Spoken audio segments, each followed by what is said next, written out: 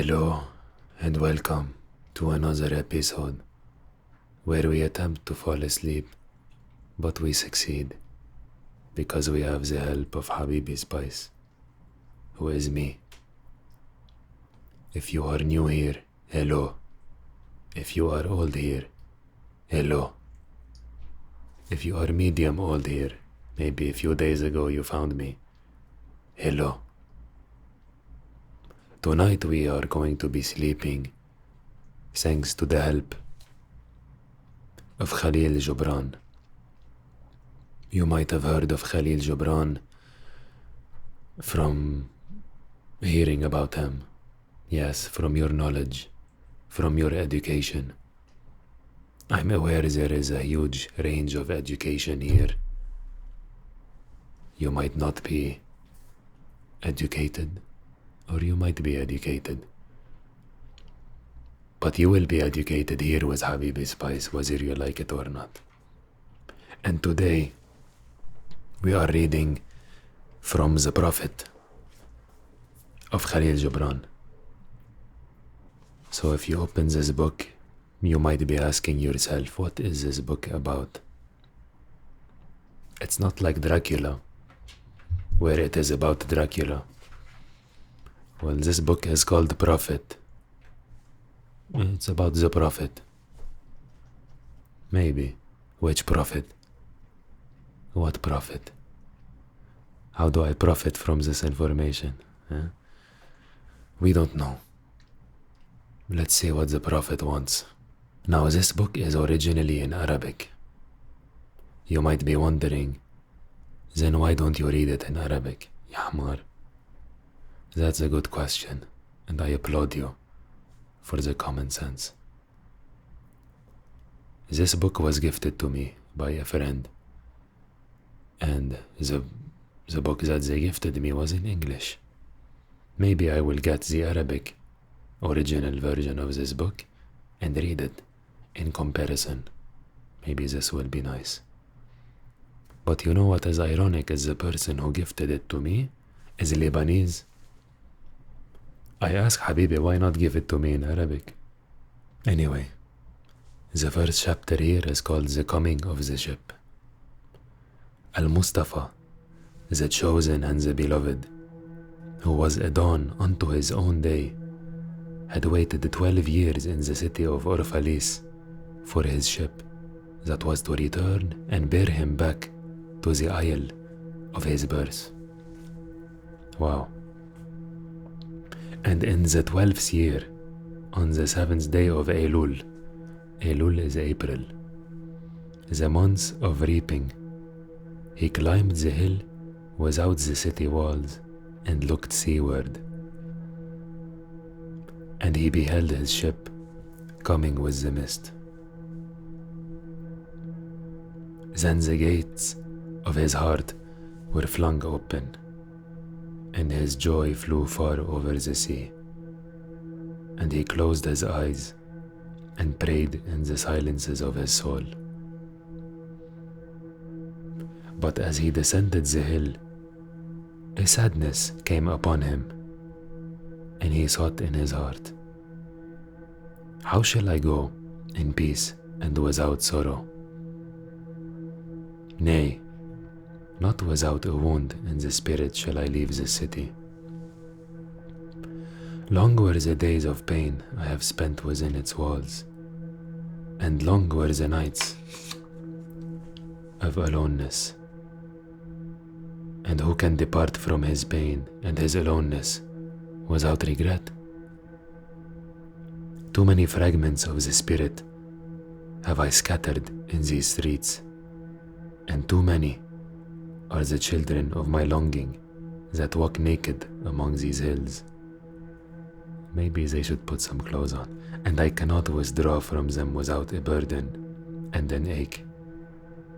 It is not a garment I cast off this day, but a skin that I tear with my own hands. Nor it is a thought I leave behind me, but a heart made sweet with hunger and with thirst. Wow. Yet I cannot tarry longer.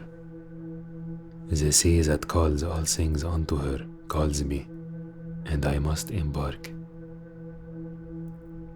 For to stay, though the hours burn in the night, is to freeze and crystallize and be bound in a mold.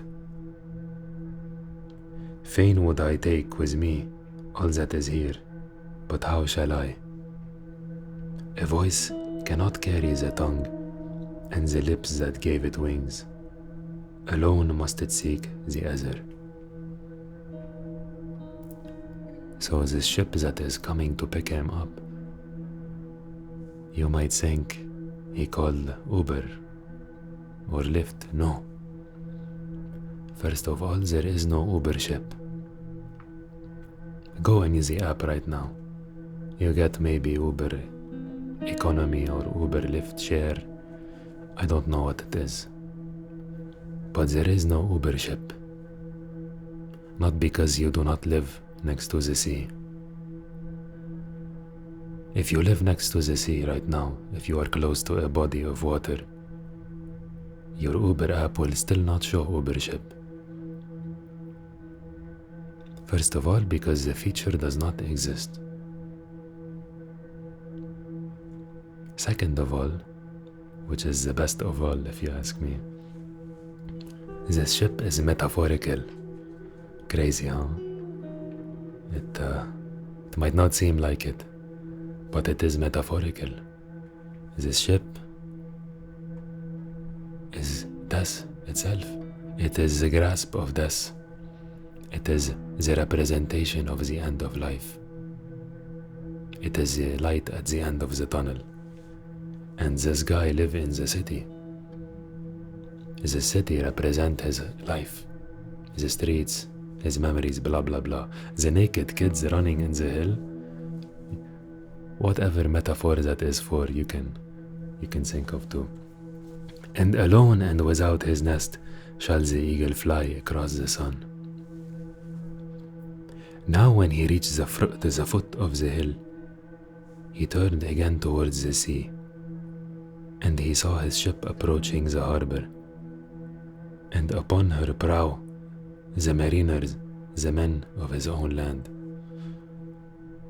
And his soul cried out to them, and he said, "Sons of my ancient mother, you riders of the tides, how often have you sailed in my dreams? And now you come in my awakening, which is my deeper dream. Ready am I to go, and my eagerness with sails full set awaits the wind. Only another breath will I breathe in the still air, only another loving look cast backward, and then I shall stand among you, a seafarer among seafarers. And you, vast sea, sleepless mother, who alone are peace and freedom to the river and the stream, only another winding will this stream make, only another murmur in this glade, and then shall I come to you, a boundless drop to a boundless ocean." And as he walked, he saw from afar men and women leaving their fields and their vineyards and hastening towards the city gates. And he heard their voices calling his name and shouting from field to field, telling one another of the coming of his ship. And he said to himself, "Shall the day of parting be the day of gathering? And shall it be said that my eve was in truth my dawn?" Wow. He's like, wait, maybe it's opposite day. I'm leaving, but I'm coming. We are parting, but we're gathering. He is trying to reverse psychology, the people who love him. Because they are like, please don't die. But he's like, oh, I'm not dying. I'm coming. A very gaslighty move from him, but we'll see. And what shall I give unto him who has left his plough in mid-furrow, or to him who has stopped the wheel of his winepress? Shall my heart become a tree heavy laden with fruit, that I may gather and give unto them? And shall my desires flow like a fountain, that I may fill their cups? Am I a harp, that the hand of the mighty may touch me, or a flute that his breath may pass through me? A seeker of silences am I, and what a treasure have I found in silences, that I may dispense with confidence. If this is my day of harvest, in what fields have I sowed the seed, and in what unremembered seasons? If this indeed be the hour in which I lift up my lantern, it is not my flame that shall burn therein. Empty and dark shall I raise my lantern, and the guardian of the night shall fill it with oil, and he shall light it also. I respect him. He's like, listen, Habibi, if I am about to depart, I don't want to work anymore. My flame, somebody else will keep it alive. These things he said in words, but much in his heart remained unsaid. For he himself could not speak his deeper secret. And when he entered into the city, all the people came to meet him, and they were crying out to him as with one voice. And the elders of the city stood forth and said, Go not yet away from us. A noontide have you been in our twilight, and your youth has given us dreams to dream. No stranger are you among us, nor a guest, but our son and our dearly beloved. Suffer not yet our eyes to hunger for your face. And the priests and the priestesses said unto him, Let not the waves of the sea separate us now, and the years you have spent in our midst become a memory. You have walked among us a spirit, and your shadow has been a light upon our faces. Much have we loved you, but speechless was our love, and with veils has it been veiled. Yet now it cries aloud unto you, and would stand revealed before you. This next line is highlighted with highlighter. You know the yellow highlighter you used to use in school? I don't know if you use it outside of school, but I don't use it since school. And this sentence say, And ever has it been that love knows not its own depths until the hour of separation. Crazy. It is like, have you seen The Office? The TV show The Office? When Andy Bernard say, I wish there is a way to know you were in the good old days before you leave them. You don't know how much love have depths until it is the hour of separation. For example, Jeff. Jeff is the guy who fixed my Wi-Fi. Maybe Jeff come here today. I will be like, hey Jeff, how are you, Jeff? Because it is normal. I see Jeff when he fixed my Wi-Fi. Not often, but I have seen him more than once. But if tomorrow they change my Wi-Fi guy, it is not Jeff anymore. We have a problem. I did not know I had this connection with Jeff. I wanted Jeff to come fix my Wi-Fi, not Craig. Not Dennis. Not Emily. Well, maybe Emily will be welcome. Who knows? And others came also and entreated him. But he answered them not. He only bent his head. And those who stood near saw his tears falling upon his breast. And he and the people proceed towards the great square before the temple. And there came out of the sanctuary a woman whose name was Almitra. And she was a seeress. She sees things. And he looked upon her with exceeding tenderness, for it was she who had first sought and believed in him when he had been but a day in their city. And she hailed him, saying, Prophet of God, in quest of the uttermost, long have you searched the distances for your ship, and now your ship has come, and you must needs go. Deep is your longing for the land of your memories, and the dwelling place of your greater desires. And our love would not bind you, nor our needs hold you. Yet this we ask here, you leave us, that you speak to us and give us your truth. And we will give it unto our children, and they unto their children, and it shall not perish. So they say, Habibi, you can leave us, but in exchange we want the truth. Tell us something. Tell us what you learn. In your aloneness, you have watched with our days, and in your wakefulness you have listened to the weeping and the laughter of our sleep. Now therefore disclose us to ourselves. Now therefore disclose us to ourselves, and tell us that has been shown you, of that which is between birth and death. Fair transaction. Tell us about who we are.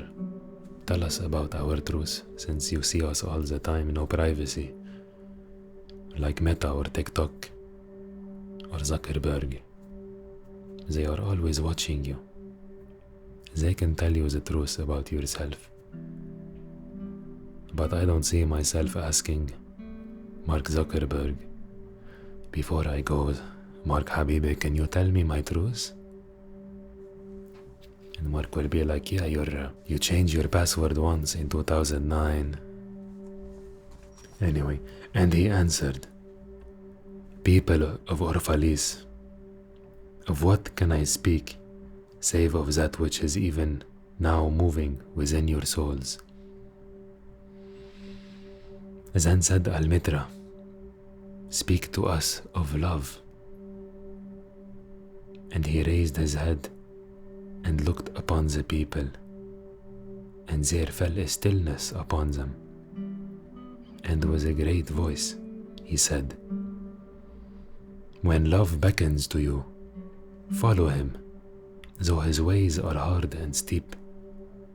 And when his wings enfold you, yield to him, though the sword hidden among his pinions may wound you.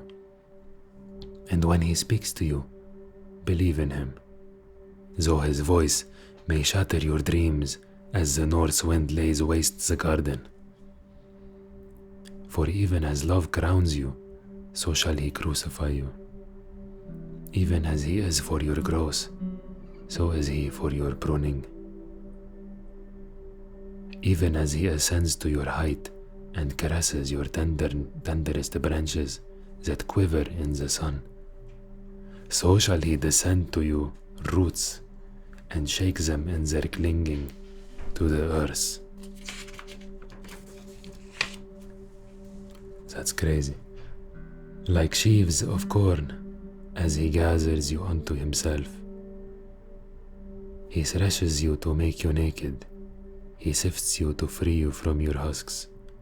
He grinds you to whiteness. He kneads you until you are pliant. And then he assigns you to his sacred fire, that you may become sacred bread for God's sacred feast.